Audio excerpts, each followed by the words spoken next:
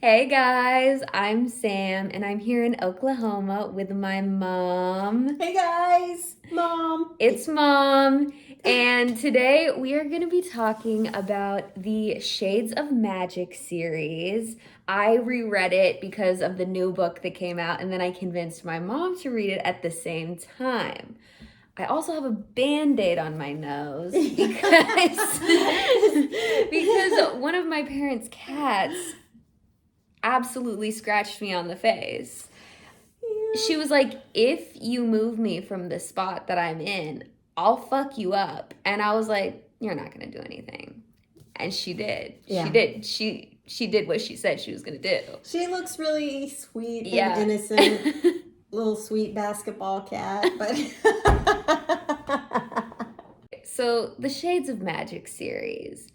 What are your thoughts, just like right off the bat, on the series overall? on the series overall, I'm gonna be honest. It took me a little bit to get into it because I'm all about the relationships, and I really once the main characters actually met up and the story really got started, then I was really into it and it really kept my interest. It's just the first book, though, it actually took like 130 pages for the two characters to meet. Yeah. And so I did have a hard time getting through in fact, I actually started it and stopped it and started it and stopped it. But then once Kel and Lila meet up. Once Kel and Lila meet up and their story gets going, then it really... That's when it picks up, yeah, because it is slow at first. Yeah. So is Lila your favorite character? Do you have a favorite character? I would say Lila is my favorite character. She's my favorite character, too. People poop on Lila because, you know the, not like other girls trope that you see a lot where it's like, she's not like other girls. People have gotten really really of that. And Lila definitely is doing that trope, but I like it. I'm like, I don't care, man. I mean, I liked her. Yeah, character. I'm like, even if a character's like, I'm not like other girls, I mean, I eat that up. I eat that up. I love that. I'll never get tired of that trope. Well, and it's also the way you do it, too. Yeah. Because her story, they did kind of a unique, I'm not like other girls, because she really is not like other girls. Hey, if you're actually not like other girls, then... Yeah. Valid. Yeah. And, her whole, I think the thing is, on the second book, she's kind of... made her own way, and it starts off, she's in kind of a precarious situation. You're kind of like, how'd she get here, and how's she gonna get out of it? And that she is, which is good for me because I don't like I don't like anything sad. I don't like anything to add. We don't watch sad movies in this house.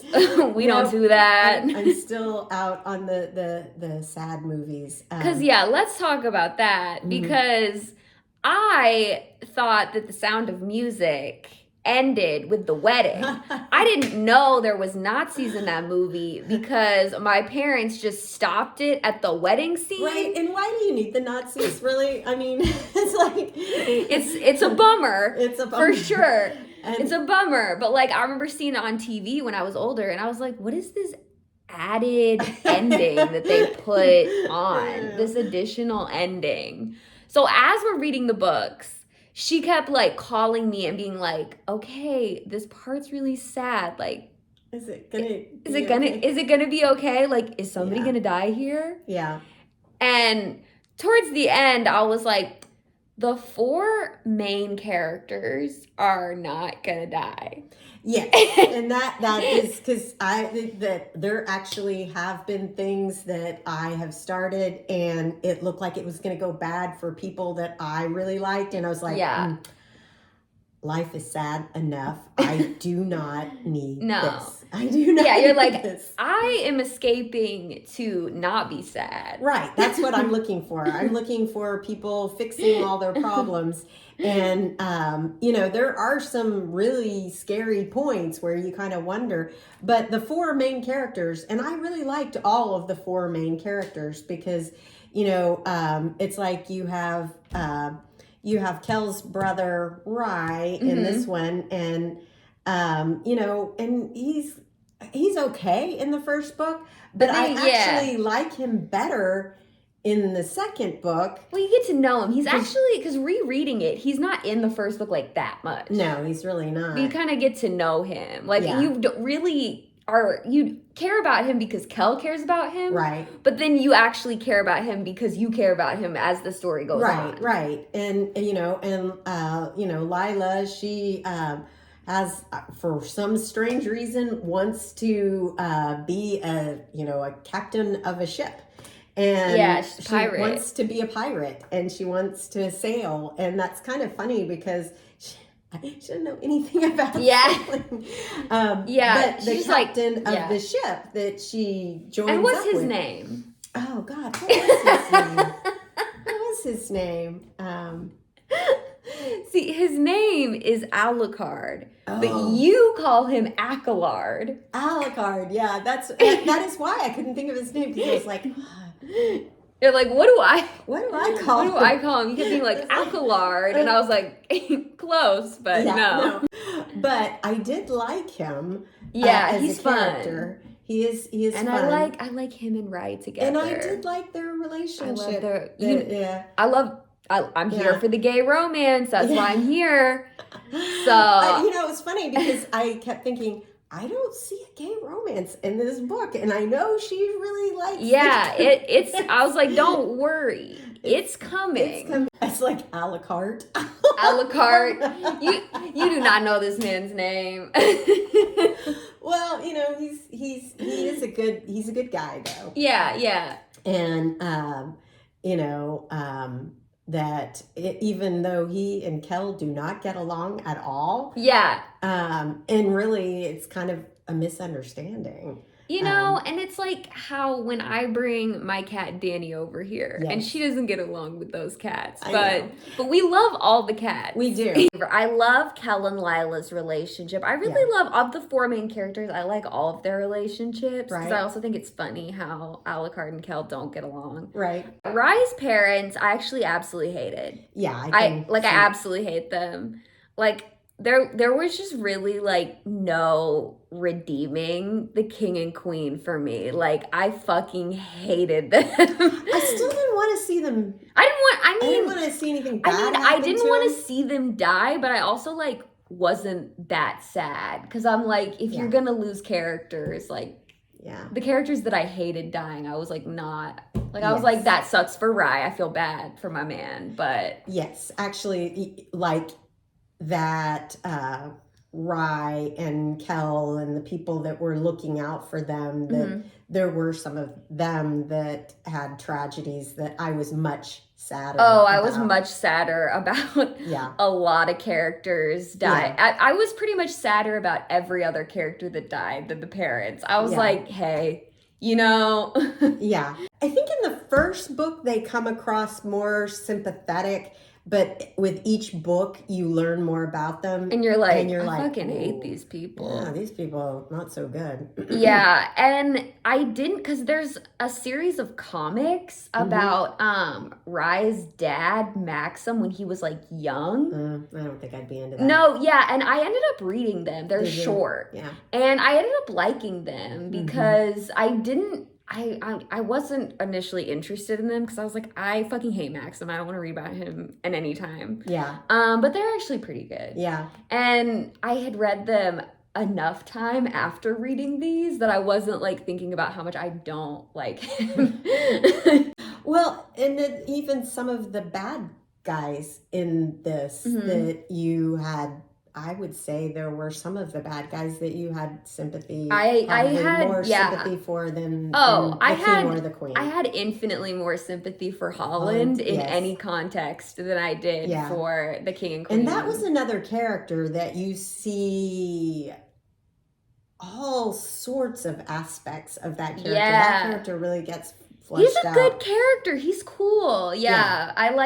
Because he's a good, like, villain, and I like when he's like kind of like stuck, when they're like stuck working with him. Yes, honestly, he's a decent person. Yeah, he just really got dealt a bad hand. He did get He really, and then he made some choices. You Yeah. know, he made some choices. He did. He made some bad choices. He made some bad choices. You have to own that for sure.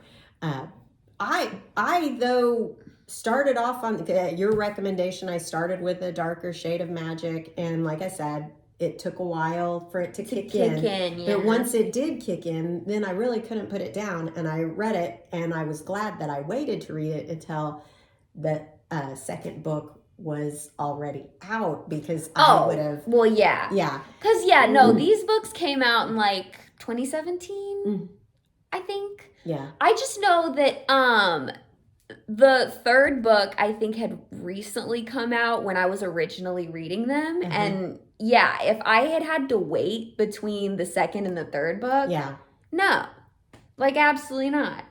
Well, I think the other thing about the whole series is that there are aspects of it that wrap up, but yet still pieces of it that are still going, and enough of it wraps up so that you're not sitting there going, oh my God, I'm so frustrated by this.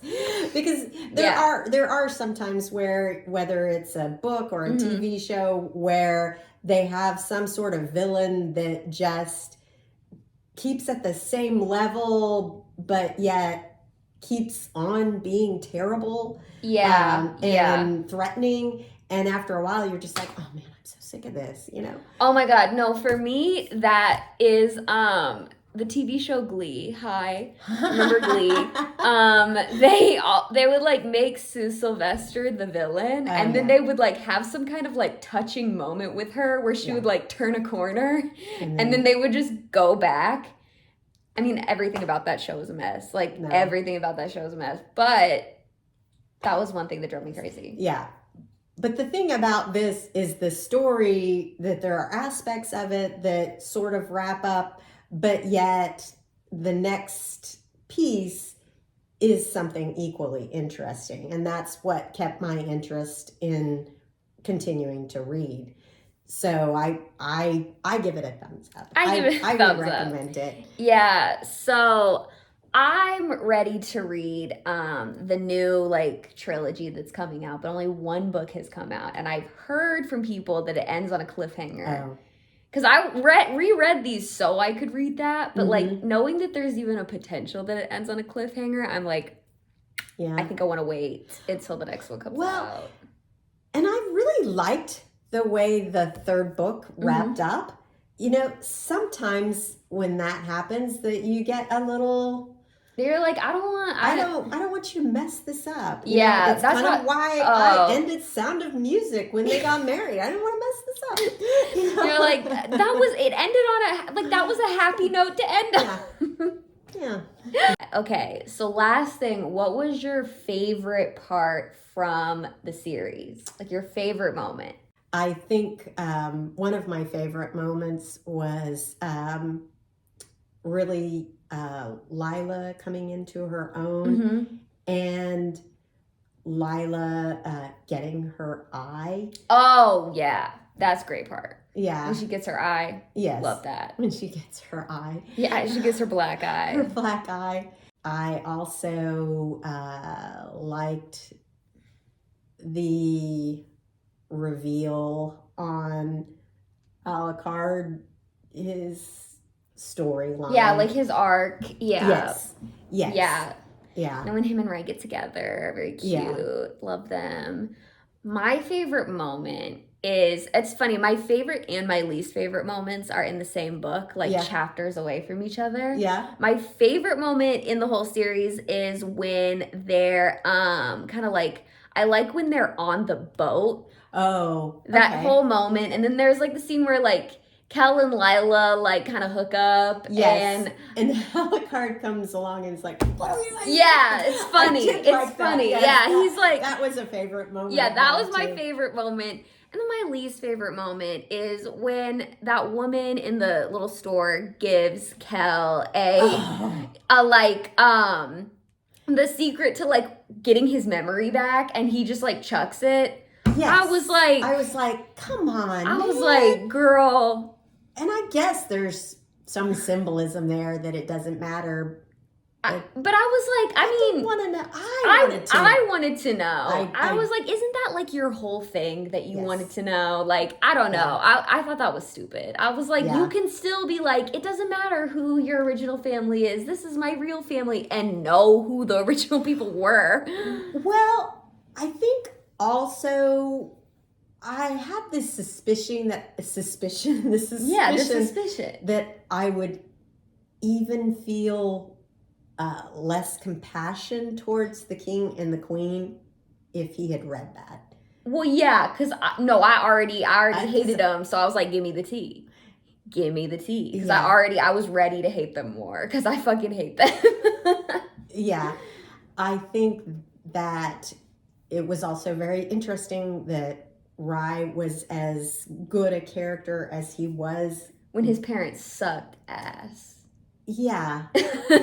Well, he had other people in his life besides them. He had Kel. Yeah. And then there was also the priest. What was Tyrion. Tyrion. Yeah. Tyrion.